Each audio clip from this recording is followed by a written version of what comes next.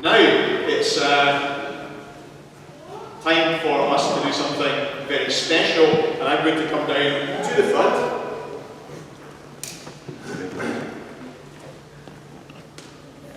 Hopefully, is this working?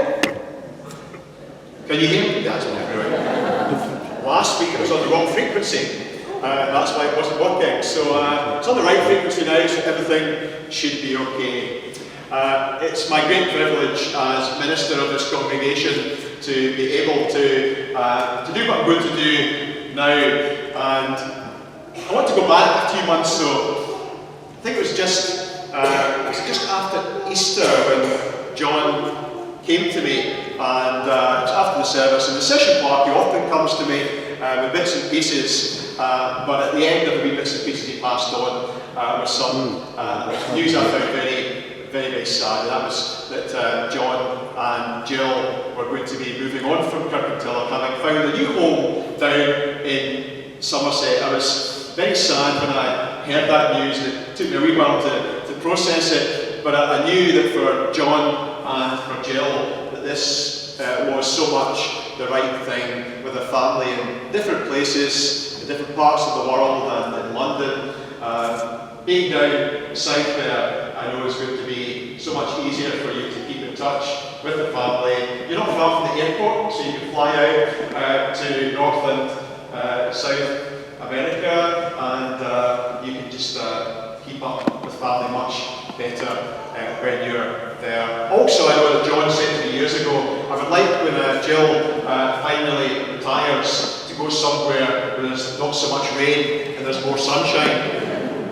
And I think Somerset probably fits that bill. Although, if you are, like me, a fan of the Glastonbury Festival, then you'll know that there have been a few washouts at Glastonbury, and people rolling about in mud. So you do get a wee bit of rain down in Somerset as well, but I think you probably will get more hours of sun, and hopefully a lot less rain than you get here in the Glasgow area. So I understand why John and Jill are moving, and I know this is so much God's plan for them in their lives at this time. But it is a sad time for us all. The thing that I used as a comfort when I first heard that, from John that himself and Jill were leaving was that it was going to be in 7 months' time, probably in September.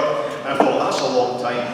We'll still be able to enjoy John and Jill with us and our church family and as friends for a long time yet. But September's arrived, and this is John and Jill's final service with us, although I do hope that we can be here in the future when you're up here on holiday or visiting. So probably not the last time we'll see you in church, but the last time you're with us in this sense before you move on to Somerset.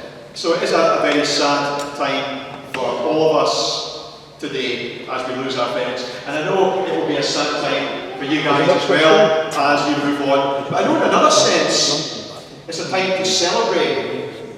It's a time to celebrate because John and Jill's contribution to this congregation has been enormous. I wonder, John and Jill, if you'd like to come forward. Not to stand and face me, but just come up onto the chancel with me. That would be absolutely brilliant. Although Isabel in a wee moment. But John and Jill, your contribution to this congregation has been enormous. I know, I was speaking to John earlier, I knew it was over 30 years that they've been members here, but in fact it's 32 years. I've been your minister not quite for half of that, approaching that time, just over 14 years, and it's been my absolute privilege to have got to know you over that time. And many other folks in the congregation who've been here all these 32 years will have got to know you even more. You are such an integral part of our church family, and you're our friends. So I just want to tell you that today. If I was to list everything that John and Jill do in the church, I would be here for a long time. And the service would go on and on, and we want to do other things after the service today as well. There's hopefully a few surprises going to happen for you, and some enjoyable things. So I won't go on and on, but I know that during my time, Jill, you have led the Bible class with faith and love, and in a way that's had the nurture of our young people, right at its heart. You've been a real inspiration to so many young people and a support to so many of their parents over the last years. And it's the minister's responsibility to look after the welfare and the education of children. As a minister, you rely on faithful members to support you in doing that, and you've done that absolutely wonderfully, Jill. Fantastic, thank you so much. I know as well that all the time I've been here and for a lot longer before, you've been one of our key worship leaders, playing the organ over the last few months while Robin has been away and before the new organist Tom comes. But leading strings and things, again, our young folks being nurtured in their musical gifts. You've done a fantastic job with that. I've always appreciated whenever strings and things lead us in worship. It's been worshipful. It's been wonderful. You've been able to help us worship God through the gifts that God has given you in music. I want to just turn to John for a wee moment. John, throughout my time, has been deputy session clerk, only for a short time before when David decided to retire, being elevated to session clerk. I think for most of my time here, John, probably 12 years or so, John has been session clerk of this congregation, and he's been my right-hand man in all of that. As a minister, the relationship between yourself and the session clerk has to be a good and a strong one, and hopefully, John, I've not been too much of a burden to you.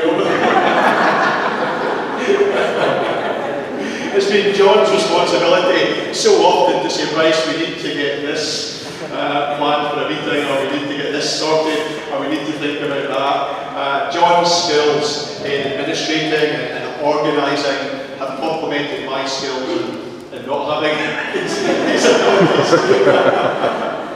But God often works things out that way, and John has kept me right so often, and kept all of us right as session clerk. Often session clerks in the Church of Scotland are kind of seen as a kind of a figurehead in the congregation, and the session clerk needs to command the respect of the congregation. And John, I know that you command the respect of people in the congregation of all ages. Your appointment as session clerk was one that was just so unanimous, and people were so glad that God had called you to that role, and you've done a brilliant job. You've done it not only with the administrative gifts you have, but you've done it in a faithful and a loving way, and in a real Christian, gentlemanly way. So thank you so much, John. John and Jill, you see them in the roles that I've maybe talked about this morning: strings and things, the jam, Bible class, as it was, session clerk. What you sometimes don't see is them up ladders, John, changing the light bulbs. Me saying, John, how does that work when it comes to technical things? John and Jill on ladders, painting the hall together. Just behind the scenes, these guys have done so much, as well as the kind of formal roles in which we know them. And another role I think is important to emphasise this morning is their warmth and hospitality, because so much of us over the years have experienced that warmth and hospitality, not least when you've opened up your home to numerous parties for Shalom Bible Study Group, of which you've been members for many years, and Shalom parties, which I've been along to, have been wonderful. Also the Bible class jam parties, when you've opened your home to the congregation. It's been wonderful. You've been wonderful Christian loving hosts, and we've appreciated that so much. As I say, if I was to list everything you guys do, I'd be going on forever, but you do so much, and can I just say today that we are so grateful for all that you've done, and we're so grateful that in this modern world we will continue to have you as friends. Maybe some of you as Facebook friends. Maybe sometimes on Skype. We might get you guys up here on a Sunday morning on Skype on a special occasion, and you're coming back to visit us. Emails. In our modern world, it's so much easier to keep in contact. So we know as you go to Somerset to the sun, and the warmth and the lack of rain, that you'll go in our hearts, and we'll always have that bond of love in Christ and ways to keep in touch with one another. We do wish you well in settling into your new home. I know it's a big thing moving to a new house, so I hope the move goes well on Wednesday, and all you're planning up to the move goes well, and also that you are able to settle into your new house. I've seen pictures and it looks absolutely wonderful. I think John Gilson might downsize when we left Kirkmantilla, but the house that we've seen pictures of it doesn't look like downsizing. So you'll have a lot of exciting things to do in your new house as you settle in there. And of course, from the Christian faith perspective, I know that you'll be looking for a new church family down there, and we wish you God's every blessing as you look for your new church family. And we know that God will lead you in the right direction, and that the family He leads you to will be blessed in the same way that we've been blessed with having your presence in all the months and years ahead to come. Do you know, today we'd like to just, in token of our appreciation, at this stage, there's more to happen later, but at this stage we present you with one or two gifts on behalf of the congregation. Isabel's going to help me with this. First of all, thank you. Would you like to present the flowers to Jill? That's lovely. It's not flowers because, I'm saying flowers, it's a plant. We thought that maybe a plant would be more transportable than flowers. You can take that with you and enjoy in your new house. So hopefully it won't get crushed as it goes down to Somerset. You can enjoy that. The last few days in your present home at the cottage, and then down in the new home in Somerset. And John, this is for both of you. The plant's for both of you. This is also for both of you. And it's a small gift on behalf of us, but a gift hopefully that you'll be able to take away and enjoy and find a place for in your new home. It's been painted by David, who is such a great painter, and it's a little painting of St. David's. So if you want to look at it, and there you go. And David, can I thank you so much for painting this lovely picture. It's absolutely beautiful. I don't know if you get it on the screen. There you go. Fantastic. So thank you so much. We also, we asked John a while ago what might be an appropriate gift, and he said, oh, maybe some B&Q vouchers. Now,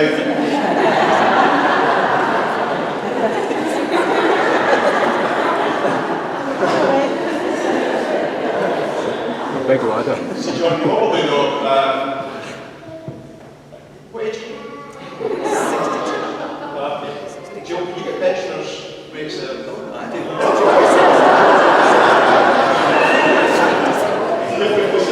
I don't know, so now you're getting pensioners' rates there. 60. Pensioner rates. Anyway, we would let you do whatever you wanted with this. So it's a check rather than vouchers. And it comes with our love for you to do whatever you would like. Whether it's B&Q vouchers, something that you do home, or something that you just want to enjoy this with. And that comes with all our love. John, thank you so much.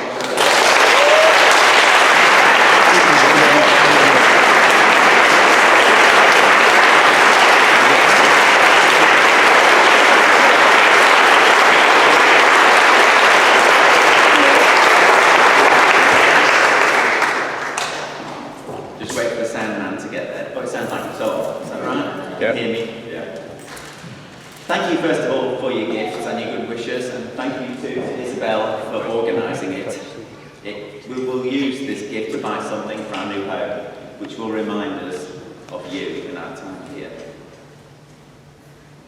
I'm sorry, I'm struggling. I don't know, I'll try. Although there are many sad things about leaving, as Jill said about a week ago, one of the things on the plus side is that people have been kind enough to say nice things about us while we're still alive. We've been here for 32 years, more than half our lives, even mine. I'm 62, as you now all know. Our son Adam was 1 when we arrived, and so our entire children's lives have been here as well. As a church family, we've been through fire in 1986 and flood in 1994. Jill, as you've heard, has been the Bible class leader for over 30 years and has now taught children of some of the children she was teaching at the start. I've been an elder for 29 years and youth session clerk for 12. The things that I'm most pleased to see being achieved were the hall's redevelopment, thanks to Robbie Williamson and all the giving of the congregation, which was great, and this multimedia system, which you may not realise has actually been talked about for over 20 years. But we're never able to come up with a solution that we thought was really appropriate for the sanctuary, and I believe that now we have done that. I'm not going to thank anybody by name, as I'm bound to miss somebody out. But I would say one of the privileges of being around for a long time and your session clerk is that you become aware of how many people work away quietly behind the scenes to keep the church and its organisations going. So thank you to you all for playing your part. Sorry, I'm struggling again on time. And for your support, encouragement and prayers for us as a family and in our roles. I would like to thank the 3 ministers during our time here. That was Willie MacLeod, Jack Patterson and Bryce, for their commitment, ministry, guidance and encouragement to us over these years. There are a number of folk who are no longer with us, who have also played a part in supporting us, particularly as a young family, and whose quiet wisdom I have appreciated, particularly Session Clerk. Sorry. I'm going to keep it if I can. Including David Gardner, of course, who was our previous Session Clerk, who died a year ago today. The person who played a very big supporting role for us, all the family, basically since the day we came to the door, was Gregor McGregor.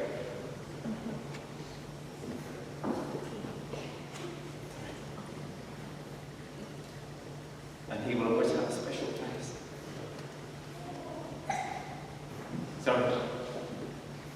I think it's appropriate to finish with a few verses from the Bible. And this comes from Ecclesiastes, chapter 3, verses 9 to 14, which comes after the bit that most of us will be familiar with about the time of the season for everything. It says this: "What do workers gain from their toil? I have seen the burden God has laid on the human race.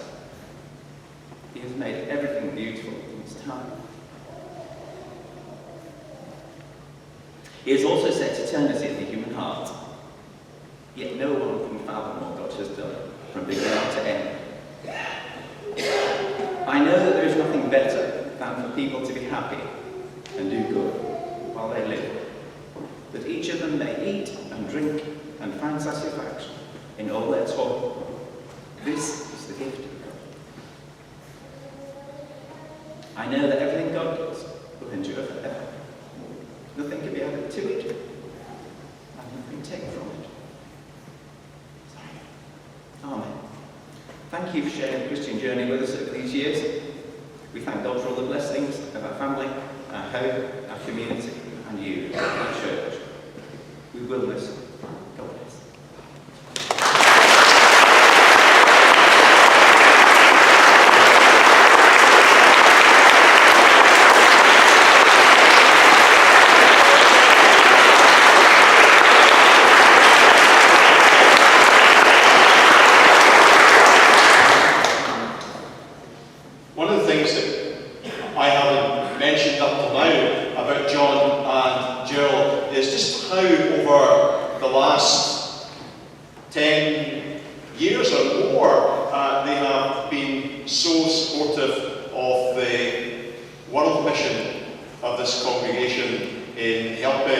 To develop links with Pastor Milton and Sister Annie in Chennai, and then as Joe went out to Peru, they've been and visited Joe and Rosa in Peru, they've been out to visit Pastor Milton and Sister Annie in Chennai, and I know that when they came back from Chennai, they came back with a vision to see the work that we do as Friends of SICAM expand and be able to help the children and the families in India so much more. I know a particular vision was to raise enough money to be able to look after the upkeep and the nourishment of the children in the children's home on a month-by-month basis, and their passion to see that happen led to that being achieved. I think as part of SICAM, we've gone from maybe having about 7,000 a year coming in to about 18,000 pounds a year helping the mission in India. And I saw just as we started the service today, Josh and Rachel and Eva coming in to the church, and I think that Josh and Rachel's presence with Eva today just represents our thanks to you for your commitment to the world mission. And I know that that's going